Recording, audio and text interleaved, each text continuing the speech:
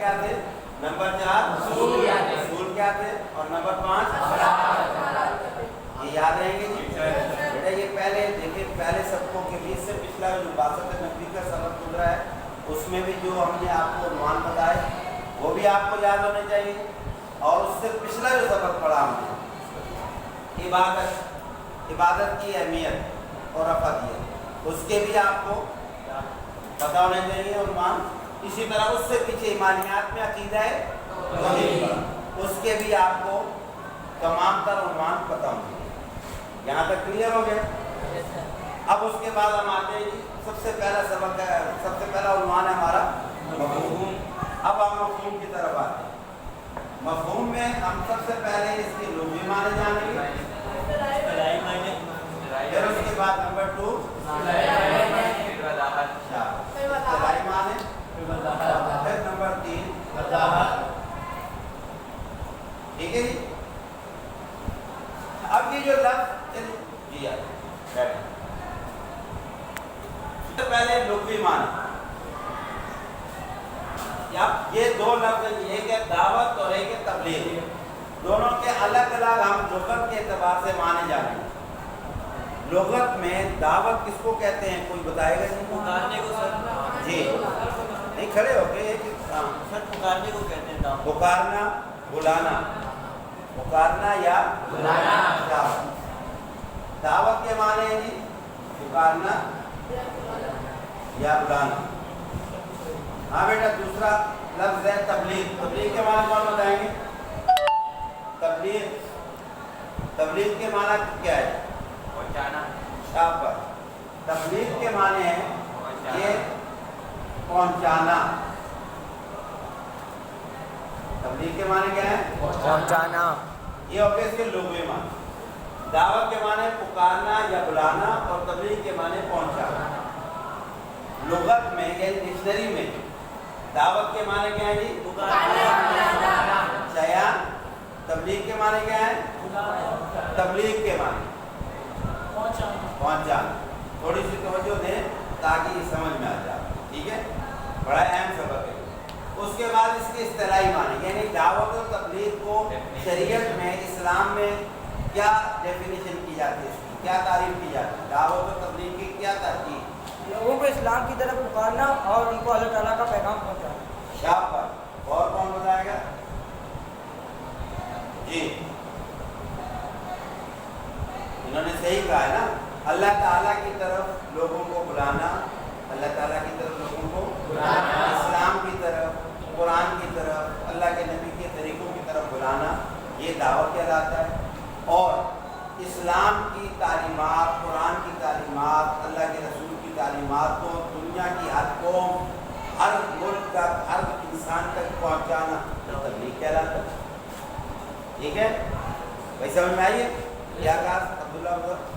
अल्लाह ताला की तरफ मतलब बुलाना, अल्लाह ताला की तरफ बुलाना, और ये दावत कहलाता है। दावत कहलाता है। और किसी कौम में जाके मतलब नहीं, अल्लाह ताला का पैगाम लोगों तक पहुंचाना ये तबलीग कहलाता है। यानी लोगों को, अल्लाह के बंदों को अल्लाह की तरफ बुलाना और अल्लाह के पैगाम को अल्लाह के बंदों तक पहुंचाना, ये दावत और तबलीग। अल्लाह के बंदों को, अब मैं इसको लिख रहा हूँ, देख लें, अल्लाह के बंदों को अल्लाह की तरफ बुलाना और अल्लाह रब्बुल इज़्ज़त की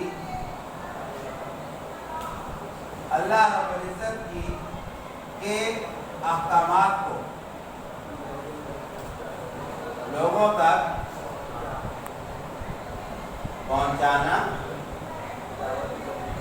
दावत और तबलीग कहलाता है। आप बताएंगे कौन तारीफ करेगा? जी, ये डेफिनेशन जो मैंने लिखी कौन करेगा? अल्लाह के बंदों को अल्लाह की तरफ बुलाना और रब्बुल इज़्ज़त के अहकामात को लोगों तक पहुंचाना दावत तबलीग है। अल्लाह के बंदों को अल्लाह ताला की तरफ बुलाना और रब्बुल इज़्ज़त के अहकामात को लोगों तक पहुंचाना दावत तबलीग है। ये बात समझ में आ गई जी? अल्लाह ताला की तरफ लोगों को बुलाना और अल्लाह ताला के अहकामात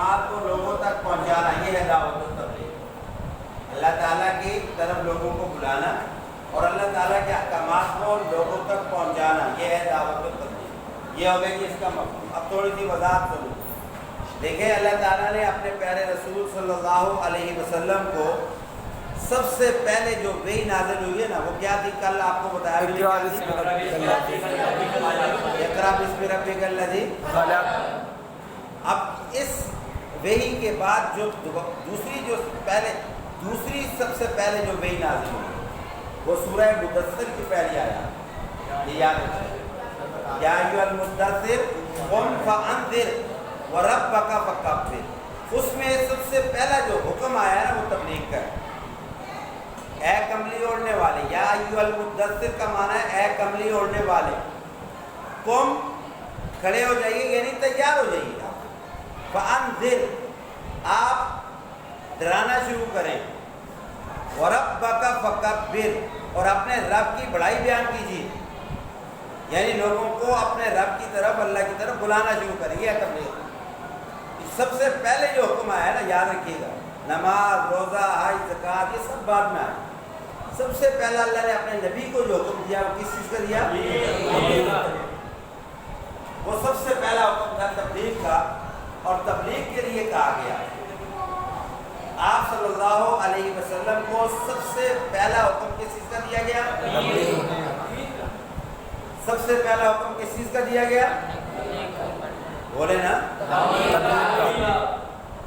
اور سب سے پہلے جب تبلیغ کا حکم ہوا ہے تو آپ صلی اللہ علیہ وسلم نے اپنی تمام تر محنت کوشش صلاحیتیں سب کی سب تبلیغ پہ لگا۔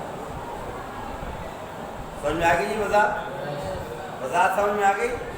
تو یہ لغوی معنی، اصطلاحی معنی، اور اس کے بعد ہمارا دوسرا جو عنوان ہے وہ ہے مقاصد۔ تبلیغ، دعوت و تبلیغ کے مقاصد کیا تھے؟ آپ نے سب سے اللہ تعالیٰ نے اپنے پیارے رسول صلی اللہ علیہ وسلم کو تبلیغ کا حکم کیوں دیا؟ مقصد کیا تھا؟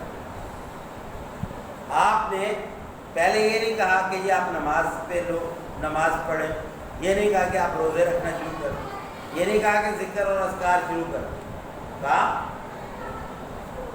بلکہ سب سے پہلے یہ کہا کہ آپ تبلیغ کرنا شروع کریں۔ قم فانذر وربک فکبر، آپ اپنے رب کی طرف لوگوں کو اپنے رب کی بڑائی بیان کرنا شروع کر دیں، رب کی طرف بلانا شروع کر دیں۔ اب آپ صلی اللہ علیہ وسلم نے تبلیغ کری، کتنا عرصہ کی؟ 13 سال کی، ٹھیک ہے۔ اب اس تبلیغ کے مقاصد کیا تھے؟ آپ میں سے کوئی جانتا ہے کہ کیا مقصد تھا یہ کہنے کا کہ یہ آپ تبلیغ کریں؟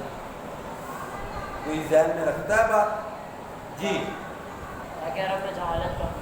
شاباش، ہاں اس طرح ذہن میں شاباش، تاکہ لوگ اللہ سے تاکہ جہالت ختم ہو۔ جی آپ صلی اللہ علیہ وسلم کو اللہ تعالیٰ کا نبی مان، تاکہ لوگ آپ صلی اللہ علیہ وسلم کو اللہ کا نبی تسلیم کر دیں۔ شاباش، ویری گڈ۔ اور اللہ کے ساتھ کسی کو شریک نہ کریں۔ شاباش، تاکہ لوگ اللہ کے ساتھ کسی کو شریک نہ کریں۔ ویری گڈ، ماشاءاللہ۔ ہاں، تاکہ حضرت محمد صلی اللہ علیہ وسلم کو لوگ اللہ کا آخری نبی تسلیم کر لیں۔ Very good. اور اللہ کی ذات پر یقین پختہ ہو جائے ان کا۔ Very good. اللہ کی نعمتوں کے شکر ادا کرنے والے بن جائیں۔ شاباش، ماشاءاللہ یار، آپ تو بہت اچھے، تھوڑا سا دماغ کو چلائیں تو اچھا بول سکتے ہیں۔ جی، تاکہ وہ سارے برے کام چھوڑ کر برے کام چھوڑ کر کے اچھے کاموں پہ آ جائیں۔ Very good. ہاں، وہ برے کاموں کو چھوڑ کے اچھے کاموں کی طرف۔ ویری گڈ یار، آپ دیکھیں بیٹا، بالکل صحیح کہا آپ لوگوں نے۔ میں اگر اس کو 3 ہیڈنگ میں اگر آپ یعنی اس کی اگر آپ کو ہیڈنگ دی، باتیں ساری آپ کو صحیح دیکھیں۔ پہلا مقصد اگر دیکھا جائے تو مقاصد میں سے پہلا مقصد یہ تھا، سب سے پہلا مقصد اللہ تعالیٰ کی ذات کا تعارف، یعنی تاکہ لوگ اللہ کو پہچان لیں، اللہ کو وحدہ لا شریک مان لیں، اللہ کی قدرت کو تسلیم کر لیں، اللہ کی طاقت کو تسلیم کر لیں، اللہ کے ایک ہونے کو تسلیم کر لیں، اللہ کو اپنا معبود اور محبوب بنا لیں. پہلا مقصد تو رسول پاک صلی اللہ علیہ وسلم کو تبلیغ کا یہ دیا گیا، اور اسی لیے سب سے پہلے کہا بھی ہے وَرَبَّكَ فَكَبِّرْ، وَرَبَّكَ، اپنے رب کی بڑائی بیان کیجیے. تو پہلا مقصد کیا ہوا جی بتائیں؟ اللہ تعالیٰ کی تعریف ہے، اللہ تعالیٰ کی تعریف، اللہ کی تعریف، اللہ تعالیٰ کی ذات کا تعارف. صفات کا، یہ پہلا مقصد ہو گیا. دوسرا مقصد جی آپ صلی اللہ علیہ وسلم کو آخری نبی مانا. شاباش. دوسرا مقصد یہ تھا کہ حضرت محمد صلی اللہ علیہ وسلم کو اللہ کا آخری نبی اور آپ کی تعلیمات کو ماننے والے بن جائیں. ٹھیک ہے، کیونکہ وہ جہالت کی زندگی گزار رہے. نبوت ان کے سامنے کوئی چیز نہیں تھی، نعوذ باللہ. وہ اپنی دنیا پرستی میں اور عیاشی میں پڑے ہوئے. اس لیے یہ مقصد تھا تاکہ اللہ نے جو آپ صلی اللہ علیہ وسلم کو اپنا نبی منتخب کیا تو آپ کی معرفت، آپ کا تعارف اور آپ کی بھی پہچان ہو. تو دوسرا مقصد تھا رسول اللہ صلی اللہ علیہ وسلم کا تعارف، اللہ کا تعارف اور اللہ کے رسول کا تعارف. اور تیسرا کیا مقصد تھا جی؟ اسلام کی اشاعت. جو قرآن نازل ہو رہا تھا، قرآن کی تعلیمات کی اشاعت، قرآن پاک کی تعلیمات کی اشاعت، قرآن کی اشاعت یعنی قرآن کی تعلیمات کو پھیلانا. یہ مقاصد تحریک تبلیغ کی. دعوت و تبلیغ کے مقاصد میں سے 3 مقاصد میں نے آپ کو بتایا، 3 ہیڈنگ دی ہیں. باقی ماشاءاللہ آپ کو سمجھ میں آ گئی ہے بات، کیونکہ آپ نے بھی شیئرنگ کی ہے. اللہ تعالیٰ کی ذات کو مان لیں، اللہ کے رسول کی ختم نبوت کو تسلیم کر لیں، اور قرآن پاک کو سمجھنے والے، اس پر عمل پیرا ہونے والے بن جائیں. یہ دیکھیے تبلیغ کے مقاصد. تبلیغ کے مقاصد میں سے چند آپ کو میں نے بتائے، باقی ماشاءاللہ آپ جانتے ہیں. اس کے بعد آگے یہ تیسرا مراحل. تیسرا کیا ہے؟ تو ہم